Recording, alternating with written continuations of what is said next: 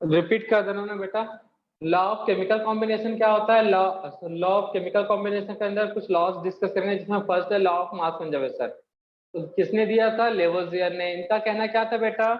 Reactant का जो mass है प्रोडक्ट के मास के इक्वल होगा, मतलब मास को ना ही तुम क्रिएट कर सकते हो ना ही डिस्ट्रॉय, बस एक फॉर्म से Destroy. दूसरे फॉर्म में क्या करते हो?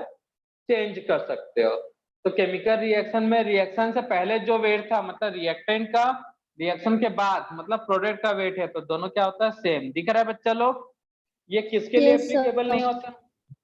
ये किसके लिए एप्लीकेबल नहीं है बेटा? Nuclear reaction. ठीक है। नेक्स्ट है आपका लॉ ऑफ डेफिनाइट और कांस्टेंट प्रोपोर्शन, या फिर इसी को बोल सकते हैं कंपोजिशन। ठीक है ना बेटा? तो ये लॉ कहता Yes. है कि अगर कोई कंपाउंड बना रहे हो किसी भी केमिकल रिएक्शन से, चाहे केमिकल रिएक्शन आपका एक्स हो, वाई हो या जेड हो, सपोज इसमें कंपाउंड बन रहा है वाटर, सिंपल से बात करें, हम लोग किस बात करें? वाटर। तो इनका जो मास रेशियो है वो हमेशा फिक्स होता है। वाटर का वेट, हाइड्रोजन का वेट कितना है बेटा? 2 ग्राम। 2 ग्राम। हाँ, एक का 1 है तो 2 का 2 ग्राम हो जाएगा बेटा। ऑक्सीजन का वेट कितना है बेटा? 16। 16।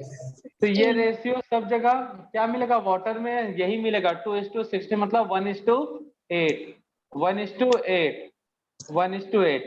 तो कहने का मतलब है रिएक्शन कोई भी हो उससे कोई फर्क नहीं पड़ता। क्या कह रहा है बेटा? रिएक्शन कोई भी हो उससे कोई लेना देना नहीं। फर्क क्या पड़ेगा? वहां पे क्या चीज कांस्टेंट रहेगा बेटा? प्रपोर्शन। हाँ, वो भी किसके अकॉर्डिंग? Constant रहेगा. हाँ, Element. Proportion of mass by mass. ठीक है ना बच्चा लोग? हाँ. तो समझ में आया? तो कोई भी केमिकल कंपाउंड जैसे वाटर अपने यहाँ बनाओ, पड़ोसी के घर में बनाओ, दूसरे मोहल्ले में बनाओ, या किसी बाहर कंट्री में जाके बनाओ, अगर वाटर ही बना रहे हो तो उनका मास का कंपोजिशन हमेशा क्या रहेगा? सेम। तो इसलिए कांस्टेंट प्रोपोर्शन या कांस्टेंट कंपोजिशन भी कहते हैं। ठीक है बच्चा लोग? Sir, यहाँ इसका पे कोई दिक्कत? definition. डेफिनेशन बता रहे हैं ना भाई, सोचो क्या होगा? A given compound always contains exactly the same proportion of element by weight. हाँ, उसी से मिलता जुलता होगा। अच्छा, पहले गिवन किसने करवाया उसके बारे में। पॉइंट 1 किसने दिया था बेटा? कहीं बुक में मिला? Proust. हाँ, it is given by OST Proust. किसने दिया था बेटा? प्राउस्ट ने। तो बाबा प्राउस्ट का कहना था, मतलब अकॉर्डिंग टू 8, इंडिया में साइंटिस्ट लोग पहले बाबा होते थे ना, इसलिए बोलते हैं, ऋषि मुनि रहते थे। तो बाबा प्राउस्ट कहते थे, क्या कहते थे बेटा? If any chemical compound contain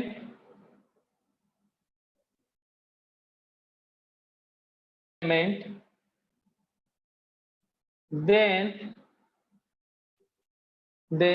the mass composition of compound, अगर एक जैसे ही एलिमेंट है तो उसका मास कंपोजिशन, लिखे नहीं है, मास कंपोजिशन,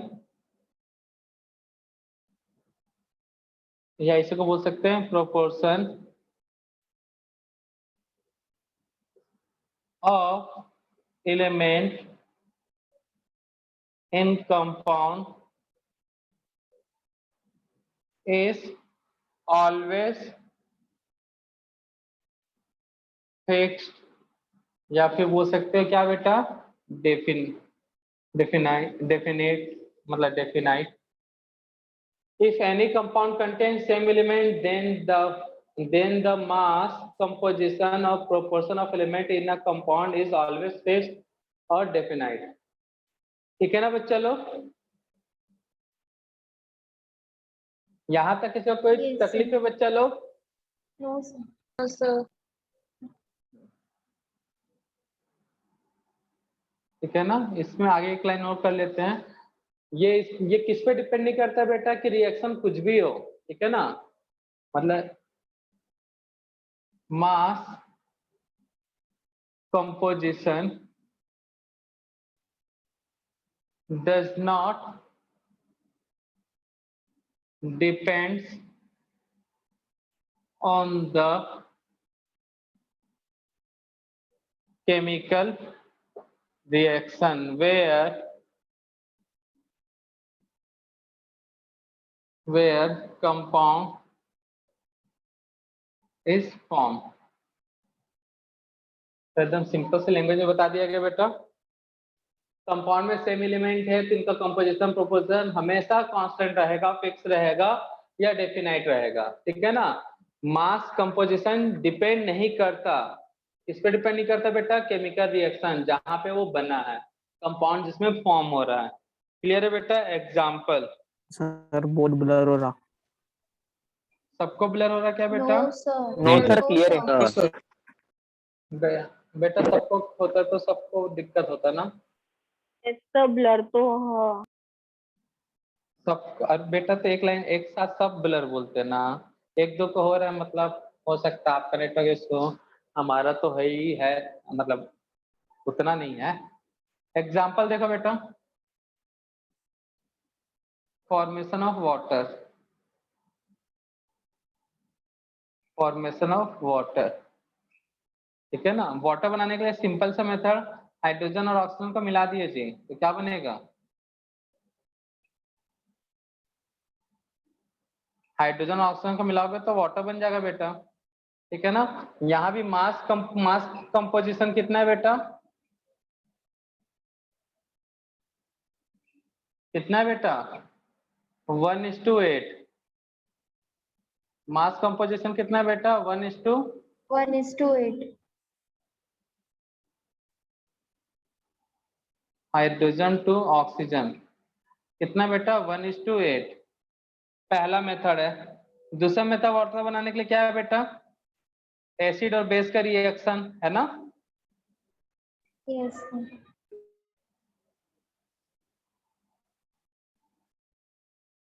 तो क्या बनेगा? Salt plus water. तो इसका मास कंपोजिशन कितना होगा बेटा?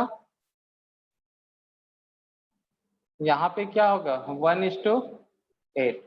मतलब प्रोसेस कोई सा भी हो, ठीक है ना, प्रोसेस कोई सा भी हो, रेसिपी कोई सा भी हो, अगर बना रहे हो वाटर तो वहां पे मास कंपोजिशन वाटर का क्या रहेगा? सेम। रेसिपी कोई सा, अगर पनीर बना रहे तो पनीर की सब्जी बना रहे तो पनीर तो डालोगे ही ना भाई,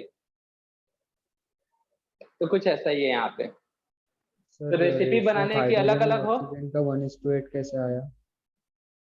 हाँ बेटा बहुत तकलीफ वाली बात है। अभी कुछ देर पहले बताया था, हाइड्रोजन का वेट कितना होता है बेटा? 2 ग्राम। 2 ग्राम। 2 gram. मतलब 1 ही होता है, 2 हाइड्रोजन है ना। और ऑक्सीजन का वेट कितना होता है बेटा? 16। किसको निकाल सॉल्व करोगे तो 16. कितना आएगा जी? 1:8 1:8। 1:8. ओ, कमाल करते हो। अच्छा आपको थैंक यू जल्दी से। Sir, thank you sir. Welcome बेटा। इसमें भी लिमिटेशन नोट कर लो बेटा, इसमें भी लिमिटेशन नोट कर लो। तो नोट करना, it is not applicable for isotope.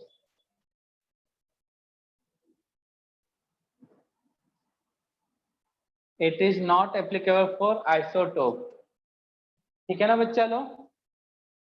अब ये 16 है, हाइड्रोजन और वो H2O है, तो एक सिंपल सा है जो 1:8। अगर ऑक्सीजन जो है 18 वाला आ जाए तब बेटा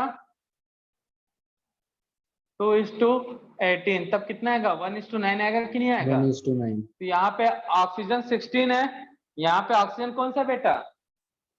18। तो 18 कैसे आइसोटोप सर? में डिफरेंट।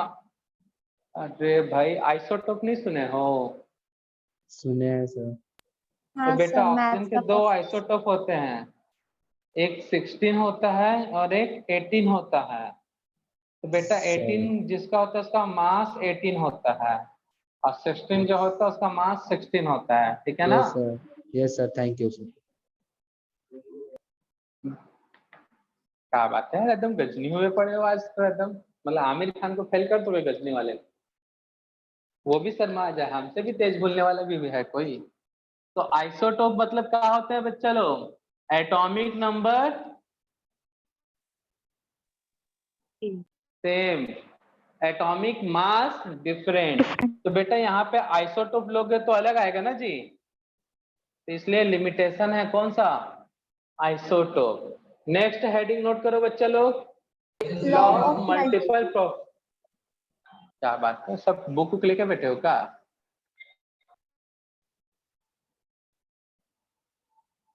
लॉ ऑफ, कभी पढ़े इस लॉ के बारे में, क्या कहता है? Yes, sir. If नहीं two sir. elements can combine to form more than one compound, the masses of one element that combine with a fixed mass of the other element are in the ratio of small whole numbers. हाँ, कहाँ पढ़ लिए पहले ये तो बताओ, अभी तो हम पढ़ाए भी नहीं थे। Sir, an academy पे। अच्छा, तो एन अकेडमी भी ज्वाइन किया, इधर भी पढ़ रहे हो? गजब, बहुत पढ़ाई कर रहे तो लोग। तो देखो बेटा क्या कहते हैं, लॉ ऑफ मल्टीपल प्रोपोर्शन, ठीक है ना? दो एलिमेंट ले लेते हैं ए और बी, ठीक है? किसी को कोई तकलीफ? तो ए एलिमेंट बी एलिमेंट बोलता है ए और बी आपस में रिएक्ट कर रहे हैं, ठीक है ना? ए और बी अकेले थे बेटा, दोनों आ गए, दोनों मिलके रिएक्ट कर लिए, ठीक है ना? ये भी अलग घूम रहा था, ये भी, दोनों मिलके अपनी दुनिया बसा लिए। तो कभी ए B2 बन गया, A2 B4 बन गया, A3 B6 बन गया, ऐसा मतलब। तो उसमें कहता है ए एलिमेंट का मार्क्स अगर फिक्स है, मान लो इसका 10 ग्राम यूज हो रहा है, इसका 10 ग्राम, इसका भी 10 ग्राम, ठीक है ना? तो बी का डिफरेंट मास यूज होगा, बी का डिफरेंट मास यूज होगा, ठीक है? या उल्टा भी हो सकता है,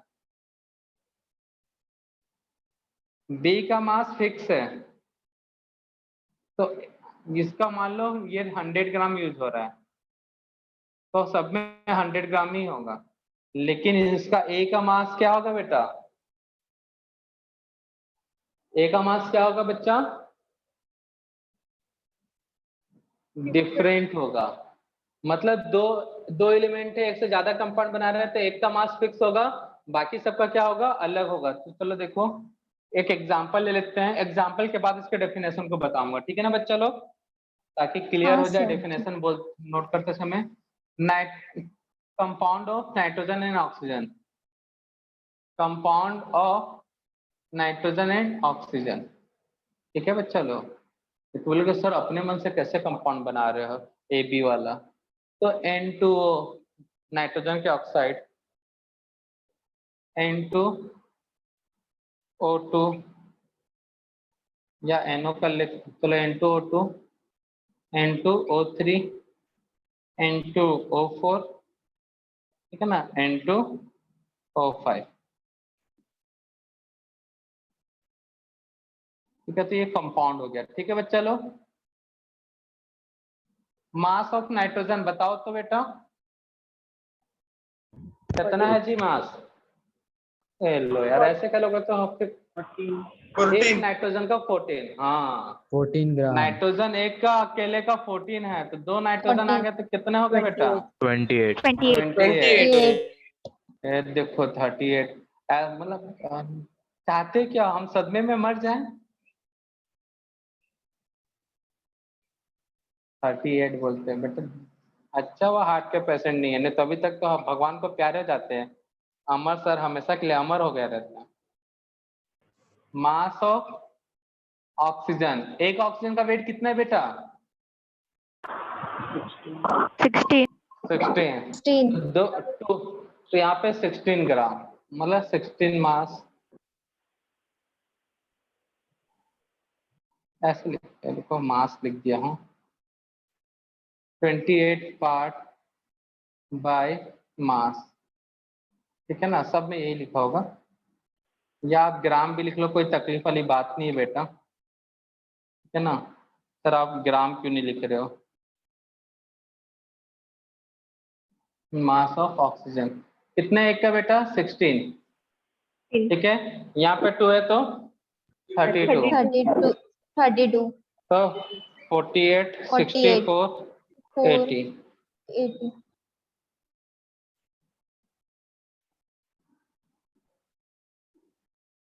तो दिख रहा है कंपाउंड। तो कुछ कंपाउंड ऐसे मिलेंगे बेटा, मतलब कुछ एलिमेंट ऐसे मिलेंगे जब आपस में एक दूसरे से रिएक्ट करेंगे तो बहुत सारे उसके कंपाउंड बनते हैं, जैसे नाइट्रोजन और ऑक्सीजन, ठीक है ना, आपस में मिले, ठीक है ना बच्चा लोग, नाइट्रोजन और ऑक्सीजन दोनों आपस में मिले और क्या बना लिए बेटा? N2O, N2O4, N2O2, N2O3, N2O4, N2O5। तो देखो इनमें सब में नाइट्रोजन का वेट क्या है बेटा? सेम, और ऑक्सीजन का वेट क्या हो रहा है? चेंज। तो यही है बेटा law of multiple proportion. Multiple क्यों बोलते हैं बेटा? 16 में कितना मल्टीप्लाई करोगे 32 आएगा? 2, 2। 16 में कितना मल्टीप्लाई किया ये आएगा बेटा? 3। 16 में कितना मल्टीप्लाई किया? 64 आएगा। 4. तो समझ में आ रहा है ना बेटा? Yes, तो sir. कहता क्या है ये लॉ क्या कहता क्या है? अगर एक, दो या दो से ज्यादा एलिमेंट है, मतलब 2 और मोर देन 2 एलिमेंट है, आपस में रिएक्ट करेंगे तो एक का मास हमेशा क्या रहेगा? फिक्स, और दूसरे का मास क्या होगा बेटा? चेंज। और ये जो चेंज है वो होल नंबर में होगा, सिंपल मल्टीपल होगा होल नंबर का, मतलब फ्रैक्शन में नहीं होगा, 1.5 नहीं होगा, 0.5 नहीं होगा, 2.5 नहीं होगा, 2, 3, 4, 5, 6 होल नंबर में होगा। समझ में आया बच्चा लोग जो कहना चाह रहे थे हम? Yes, sir. Yes, sir. ठीक है ना। तो सबसे पहले इसको किसने दिया है बेटा? डाल्टन। हाँ, it is given by Dalton. Capital कर लेते बेटा। तो बाबा डाल्टन क्या कहते थे बेटा? अगर 2 एलिमेंट है या 2 से ज्यादा भी हो सकते हैं, इफ 2 और मोर देन 2 एलिमेंट, 2 और more than 2 element react to each other and form different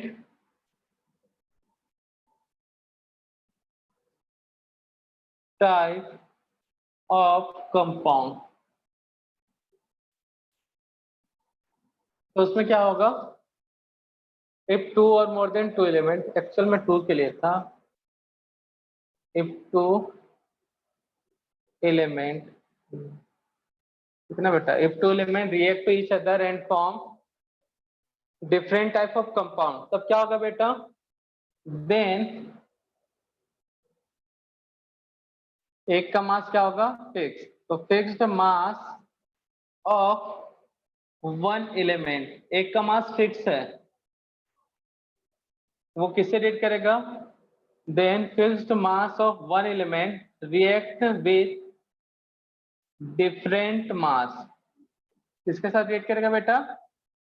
Different mass. मास। दिख रहा है बेटा? 16, 32, 48, 64, 88 different mass of another reactant, clear है बेटा? Yes, And sir. ये जो मास है and mass of another reactant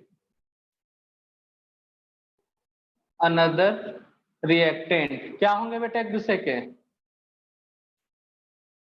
simple multiple. क्या होंगे? Simple multiple. Simple multiple. Hence या फिर that hence this law is called law is called, क्या कहते हैं बेटा? Law multiple proportion. लास्ट वाला टर्म नहीं दिख रहा होगा, देख एडजस्ट कर लेना और उसके बाद एग्जांपल नोट कर Yes, लो, sir. ठीक है ना बच्चा लोग? Yes, sir. लास्ट वाला simple law of multiple proportion, तो छाप लो बच्चा लोग।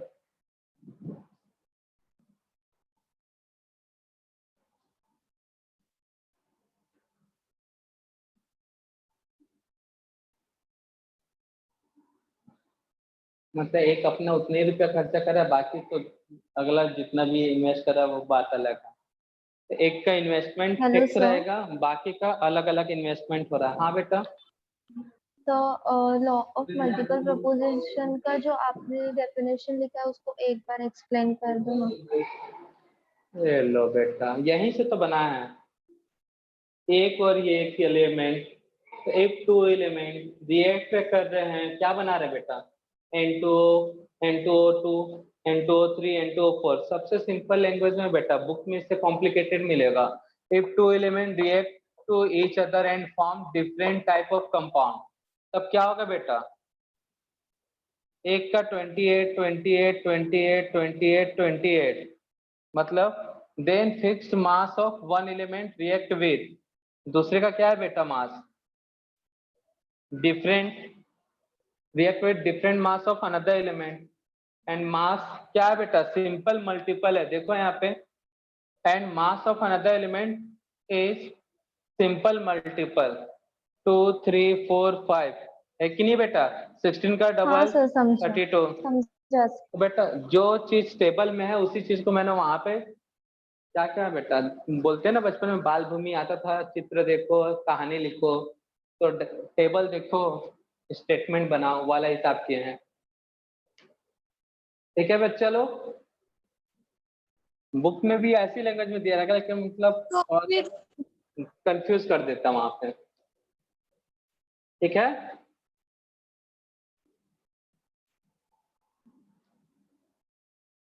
छाप लिए बच्चा लोग? हाँ सर, हो गए। तो भूलोगे तो नहीं ना बेटा? लॉ ऑफ मास कंजर्वेशन तो सिंपल से बेटा, मास को ना है तो क्रिएट करेंगे, ना है डिस्ट्रॉय। सेकंड क्या था? Law of definite constant proportion या कंपोजिशन, मतलब वाटर अपने घर में बनाओ, पड़ोसी के घर में बनाओ, या ठीक है ना, पड़ोस में चाइना में जाके बनाओ, सब जगह नहीं, चाइना में मत जाना, वहां मिलावट ज्यादा होता है, आइसोटोप डाल देंगे वहां पे। ठीक है, तो कहीं भी बनाओ, वाटर अगर बना रहे हो तो वही होगा बेटा।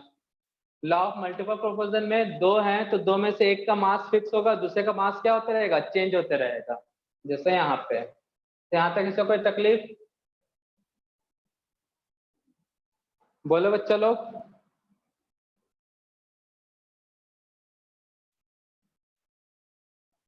किसी को कोई तकलीफ है बेटा यहाँ तक? दुख दर्द? No, sir. No, sir. इस स्टेटमेंट में ऐसा कोई भारी टर्म्स यूज हो गया सर, इसका मतलब ही नहीं समझ में आ रहा हमको? No, sir.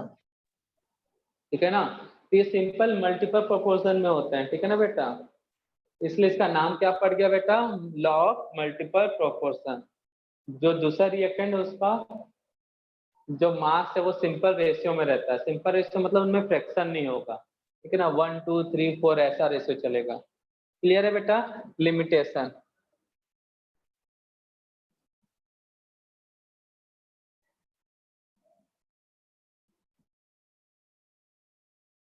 लिमिटेशन है, it is not applicable for non geometry compound.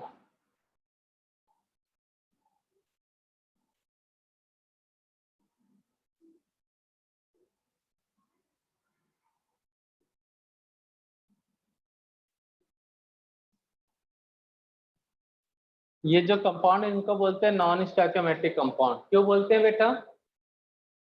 जैसे सिंपल कंपाउंड देखे होगे, जैसे C2H4, कार्बन 2 है होल नंबर में, हाइड्रोजन भी होल नंबर में है, लेकिन अगर इसी को मैं कर दो 2.5 कार्बन H 4, ऐसा होता नहीं है, जिसको हम क्या बोलेंगे, क्या बोलेंगे बेटा, नॉन स्टोइकियोमेट्रिक।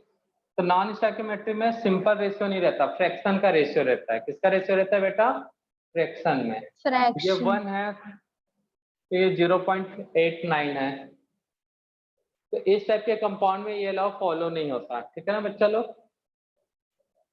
Sir, हाँ बेटा, can you please repeat limitation? Non stoichiometric compound बेटा अगर C2H4 है तो ये स्टैक्योमेट्रिक कहलाएगा, क्योंकि होल नंबर है यहाँ पे। यहाँ पे 0.98 को होल नंबर नहीं बोला जाता। क्या इसको तुम 1 बोलोगे, या फिर 0 बोलोगे, या फिर 2 बोलोगे, क्या बोलोगे इसको, क्या बोलोगे बताओ। 1 और फ्रैक्शन है ना ये, 0.98 को फ्रैक्शन डिजिट ही बोलोगे ना बेटा ये। Yes, sir. तो बस जहां पे फ्रैक्शन होता है वो नॉन स्टैक्योमेट्रिक होता है, बस हो गया।